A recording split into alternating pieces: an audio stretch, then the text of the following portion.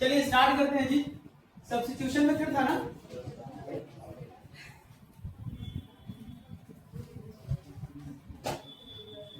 चलिए इस मेथड से कल एक सवाल हम लोग बनाए थे, जो ग्राफिकल मेथड का सवाल था, उसी सवाल को हम लोग सब्स्टिट्यूशन मेथड से बना दिए।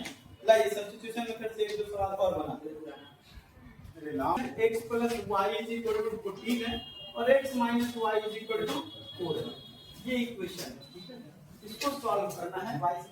तो जिस इक्वेशन से हम किसी भी एक लड़की किसी भी इक्वेशन से किसी एक वेरिएबल का वैल्यू निकाल लो। जैसे यहां से लिख देंगे फ्रॉम इक्वेशन सेकेंड वी है क्या है, x माइनस वाई बराबर 4, तो x बराबर 4 plus y equation first. Putting this value in equation first, क्या होगा, x प्लस वाई बराबर 14 है। हम लोग को ये चेंज हो गया किसमें, लीनियर इक्वेशन वन वेरिएबल में। 4 प्लस वाई इक्वल टू, तो बचा बचा कि 2 को कोई कहां से आ गया, तो x कहां गया, वहां से आ गया, x जहां गया वहां से इसको भेज दिया। हां देखना, हां बच्चा 2y बराबर 14 माइनस 4, तो y is equal to 10/2 5, therefore y बराबर हो गया, ये आ रहा है वीडियो में, आ रहा है ना। चलिए अब इसको किस में पुट कर देंगे, किसी में पुट कर सकते हैं। Putting this value in equation third already reduce करके लिखा गया हुआ, सॉल्व करके लिखा हुआ।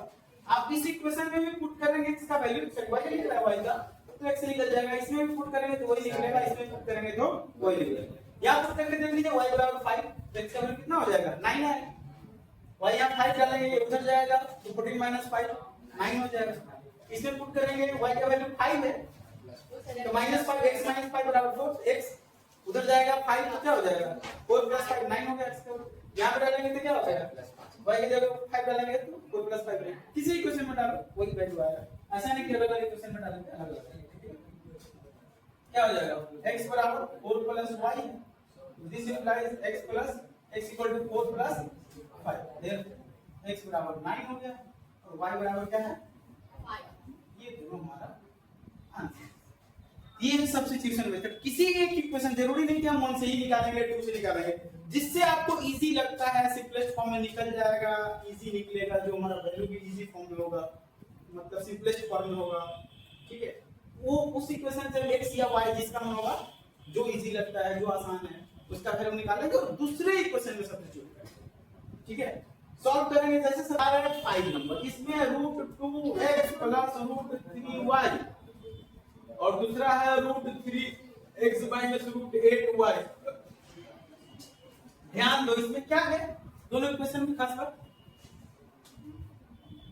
कांस्टेंट टर्म दोनों का गायब है। ax प्लस by बराबर 0, इसका एक सॉल्यूशन 0 0 तो होगा, x बराबर 0 y बराबर 0, बहुत सारे होंगे लेकिन ये तो होगा, तो इसका भी होगा 0 0 और इसका भी 0 0 होगा। मतलब graph of both equation must be passes through origin, दोनों ओरिजिन से पास करेगा। इसका मतलब the common solution of this both equation is 0 0। तो अगर ऑब्जेक्टिव में पूछा है इसका सॉल्यूशन क्या होगा, सीधा देखो 0 0 टिक मारो, निकलो, 1 सेकंड में खत्म सवाल, 0 0। अब इसको आप सब्स्टिट्यूशन मेथड से, एलिमिनेशन मेथड से, ग्राफिकल मेथड से, आप जिस भी मेथड से बनाइए आएगा।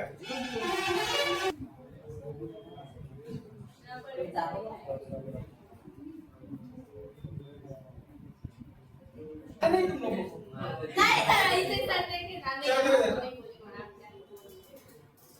√3x माइनस √8 इंटू y कितना है, माइनस √2x बाई √3 बराबर क्या, कितना हो जाएगा जी, माइनस √8 इंटू √2, ये माइनस इंटू माइनस क्या हो जाएगा प्लस कितना हो जाएगा √16 बाई √3 x बराबर 0। x कॉमन ले लेते हैं जी बराबर 0, ठीक है। तो x बराबर 0 बाई 3 है ना √3। तो 0 को किसी नंबर से डिवाइड करो क्या आएगा? अब इसको आप पुट कर दो यहाँ पे पुटिंग दिस वैल्यू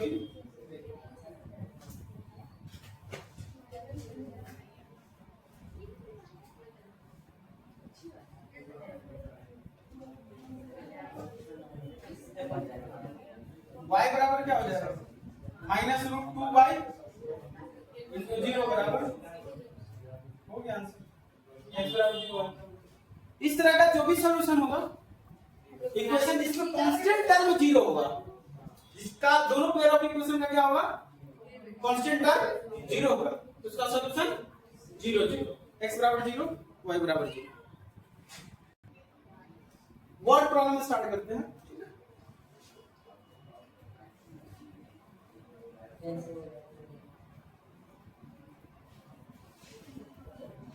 3 का पहला क्वेश्चन, ठीक है। क्या है? The difference between two numbers is 26। दो नंबर का डिफरेंस 26 है, ठीक है। One number is 3 times the other, one number is 3 times the other. तो हम लोग मान लेते हैं let one number bx and second number by। एक नंबर क्या है दूसरे नंबर का 3 टाइम्स है, तो अकॉर्डिंग टू क्वेश्चन x बराबर 3y और दोनों का डिफरेंस कितना है? ये क्वेश्चन हो गया। अब ये बताओ, एक मिनट तक पूछते हैं जी, x बराबर 3y है, बताओ परी x बराबर की y बराबर यही सब दिक्कत है। चलिए बताइए, मैंने पूछा x बराबर 3y है ना, तो x बड़ा या y बड़ा कौन बताएगा? हाथ उठाओ, चलो पूछते नहीं है कौन बड़ा है, ठीक है कौन बड़ा है? दोनों बराबर है, x और y दोनों बराबर है। क्या है अतुल? ऑब्वियसली x बड़ा है। x और y कहां बराबर है? x बराबर y कहां है? हम y को 3 से मल्टीप्लाई करते हैं तब x के बराबर होता है। इसका मतलब हुआ अगर y 1 है तो x 3 है, अगर y 2 है तो x 6 है। तो कैसे x और y बराबर है? इसे दिख रहा है कि x बड़ा है, हम y को 3 से मल्टीप्लाई कर देते हैं तब ये बराबर होता है x के। ये बात ही नहीं समझ में आ रहा है बच्चे को। ये लाइन टेंशन नहीं लेना, तुम्ही को नहीं, बहुत बच्चा। और ये क्वेश्चन बराबर हम कर देते रहते हैं जब भी इस तरह का क्वेश्चन आता है। टेंशन नहीं लेना, एक ट्यूशन में पढ़ा है ना, ट्यूशन में आधे से ज्यादा बच्चे को नहीं आता है, बहुत हालत खराब है, नहीं आता है। कॉमन बात है, ये सोच नहीं पाता है बच्चा। चलिए अब पता चल गया कि क्या है हम लोगों का बड़ा x बड़ा है, तो दोनों का डिफरेंस कितना है 26। यदि x बड़ा है y छोटा है तो x में से y घटाएंगे 26। यही कहीं गलती से तुमको पता चल गया नहीं y बड़ा है तो y में से x घटा के 26 कर देते, गलत है। समझ? अब यहां से तो बन ही जाएगा प्रोसेस। x बराबर 3y, putting the value of x in equation 2। यहां तो ऑलरेडी x का वैल्यू निकला हुआ y की तरफ, तो y की जगह पर x की जगह पर 3y, तो 3y माइनस y बराबर 26, तो 2y बराबर 26, तो y बराबर 13, तो y बराबर 13, तो x बराबर 39। खत्म, सवाल बन गया। समझे ना? ये पूरा सवाल बन गया लेक्चर में, सॉल्यूशन नहीं किए रिटर्न में ना, रिकॉर्ड हो गया। चलो ओके, बाय, मिलते हैं अगले क्लास में। Like and subscribe and share.